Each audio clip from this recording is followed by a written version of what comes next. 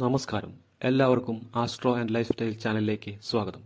12/5/2025 തിങ്കളാഴ്ചയാണ് ഈ വർഷത്തെ വൈശാഖ പൗർണമി.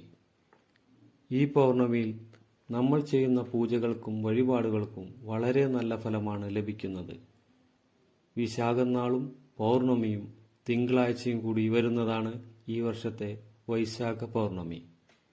മാധവമാസത്തിൽ വരുന്ന പൗർണമിയായതിനാൽ ഈ പൗർണമിക്ക് വളരെയധികം സവിശേഷതകളുണ്ട്. ഈ പൗർണമിയിൽ ദേവിയെ ആരാധിക്കുന്നതും ശ്രീ ലളിത സഹസ്രനാമം പാരായണം ചെയ്യുന്നതും വളരെ ഉത്തമമായ കാര്യമാണ്. പൗർണമിയിൽ വ്രതമെടുത്ത് പ്രാർത്ഥിക്കുന്നത് കുടുംബ ഐശ്വര്യത്തിനും സമാധാനത്തിനും സമ്പദ് സമൃദ്ധിക്കും വളരെ നല്ലതാണ്. പൗർണമി ദിനത്തിൽ ദേവി ക്ഷേത്രത്തിൽ ദർശനം നടത്തുന്നത് ഉത്തമമാണ്.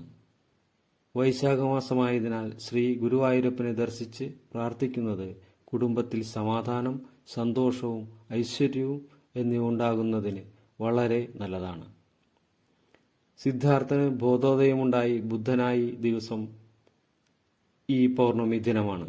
അതിനാൽ ഈ ദിനത്തെ ബുദ്ധപൂർണിമയായി ആഘോഷിച്ചു വരുന്നു. പൗർണമിയിൽ ലക്ഷ്മി പൂജ ചെയ്യുന്നത് ധനസമൃദ്ധിക്കും എല്ലാവിധ ഐശ്വര്യത്തിനും നല്ലതാണ്. സത്യനാരായണ പൂജ നടത്തുന്നതും വളരെ ഉത്തമമായ കാര്യമാണ്. വൈശാഖ മാസത്തിൽ നാരായണനും ലക്ഷ്മീദേവിയും ഭൂമിയിൽ വസിക്കുന്നു എന്നാണ് നമ്മളുടെ വിശ്വാസം.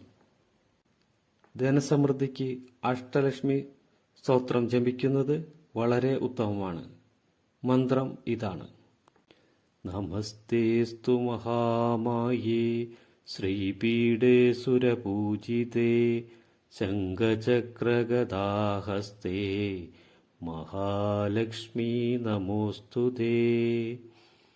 നമസ്തേ ഗരുഡാരൂഢേ കോലാസുരഭയങ്കരീ സർവപാപഹരേ ദേവി മഹാലക്ഷ്മീ നമോസ്തുതേ. സർവജ്ഞേ സർവവരദേ സർവദുഷ്ടഭയങ്കരീ സർവദുഃഖഹരേ ദേവി മഹാലക്ഷ്മീ നമോസ്തുതേ. സിദ്ധിബുദ്ധിപ്രദേ ദേവി ഭുക്തിമുക്തിപ്രദായിനി മന്ത്രമൂർത്തേ സദാ ദേവി മഹാലക്ഷ്മീ നമോസ്തുതേ. അത്യന്തരഹിതേ ദേവി ആദ്യശക്തി മഹേശ്വരി യോഗജേ യോഗസംഭൂതേ മഹാലക്ഷ്മീ നമോസ്തുതേ. സ്ഥൂലസൂക്ഷ്മമഹാരൗദ്രേ മഹാശക്തി മഹോദരേ മഹാപാപഹരേ ദേവി മഹാലക്ഷ്മീ നമോസ്തുതേ. പദ്മാസനസ്ഥിതേ ദേവി പരബ്രഹ്മസ്വരൂപിണി പരമേശി ജഗന്മാതാ മഹാലക്ഷ്മി നമോസ്തുതേ. ശ്വേതാംബരധരേ ദേവി നാനാലങ്കാരഭൂഷിതേ